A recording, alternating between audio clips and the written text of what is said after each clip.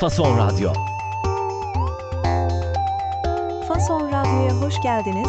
Azerbaycan'dan haberler programındasınız. Bakü stüdyosundan selamlar. Ben Özlem. Mən də Ali. Herkesi salamlayıram.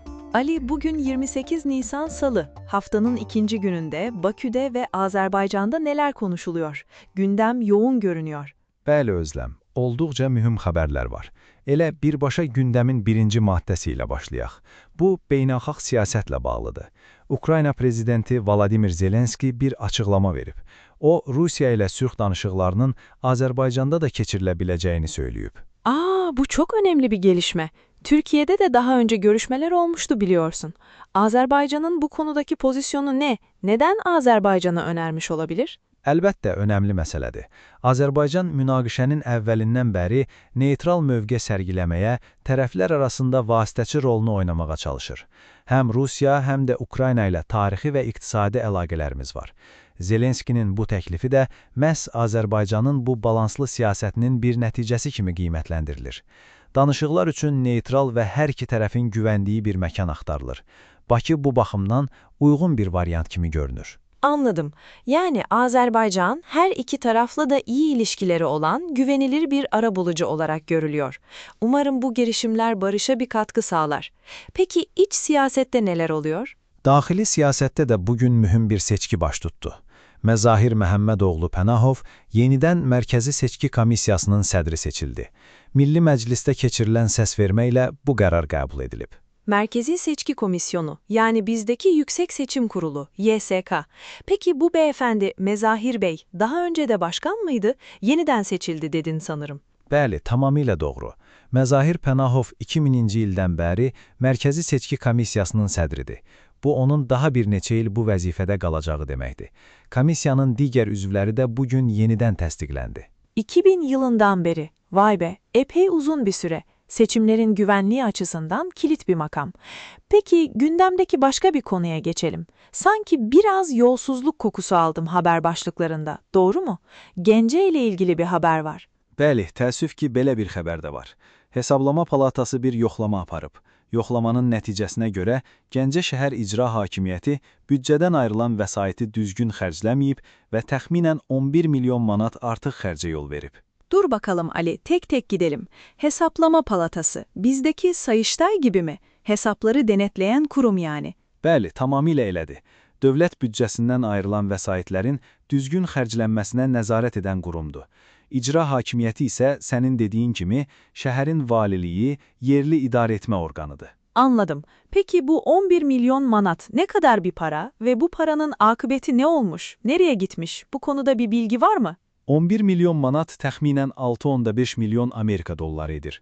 Hesabatda göstərilir ki, bu pul müxtəlif layihələrdə, satın almalarda və təmir işlərində normadan artıq və sənədləşdirilmədən xərclənib. Yəni bir növ maliyyə intizamsızlığı və israfçılıq söz mövzusudur. İndi bu hesabat əsasında hansı addımların atılacağı maraqla gözlənilir. Anlıyorum. Paranın buharlaşması durumu yani. Takipte olacağız bu konuyu. Peki biraz da halkın cebine, ekonomiyi ilgilendiren haberlere bakalım. Kredilerle ilgili bir başlık gözüme çarptı. Bəli, bu da vətəndaşları birbaşa maraqlandıran bir xəbərdir. Son zamanlar Azərbaycanda problemli kreditlərin həcmi artıb. Yəni vaxtında ödənilməyən borcların miqdarı çoxalır. Buna görə də Milli Məclisdə yeni bir qanun layihəsi müzakirə edilir. Bu layihə icra məmurlarının səlahiyyətlərini genişləndirir. İcra memurları, yani bizdeki icra memurları, selahiyetlerinin yani yetkilerinin genişletilmesi ne anlama geliyor tam olarak?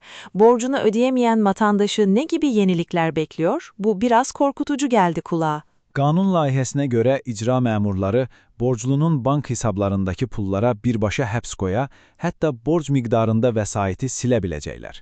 Həmçinin borclunun ölkədən çıxışına qadağan qoyulması prosesi də sadələşdirilir. Məqsəd borcların daha sürətli yığılmasını təmin etməkdir. Ancaq əlbəttə bu insanlar arasında narahatlıq da yaradır. Çünki onsuz da iqtisadi çətinlik çəkən insanlar üçün vəziyyəti daha da ağırlaşdıra bilər. Evet, durum zaten zorken bir de bu kadar sert tedbirler insanlar için hiç kolay olmasa gerek.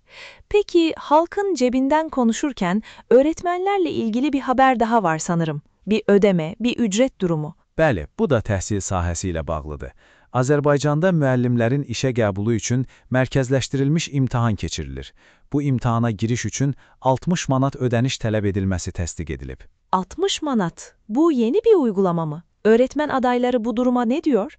60 manat bugünkü kurla yaklaşık 1150 Türk lirası falan yapıyor sanırım.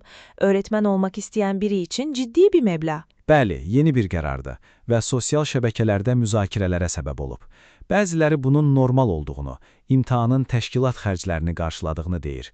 Ancaq bir çoxları, xüsusilə də yeni məzun olmuş, işsiz gənclər üçün bu məbləğin çox yüksək olduğunu, müəllim olmaq istəyənlərin qarşısına əlavə bir əngəl çıxardığını düşünür. Anlıyorum. Çok tartışmalı bir karar gerçekten.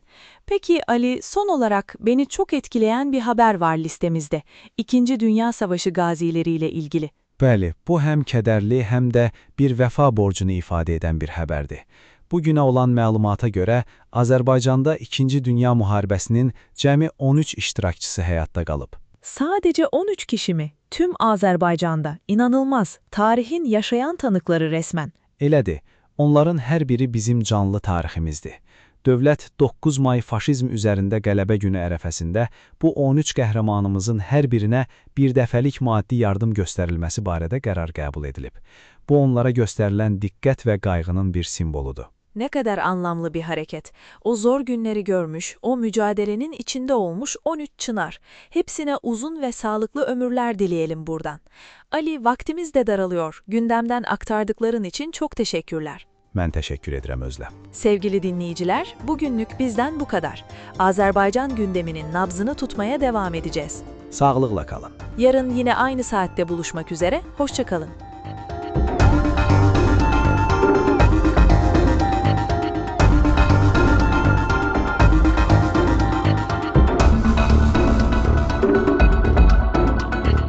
Fason Radyo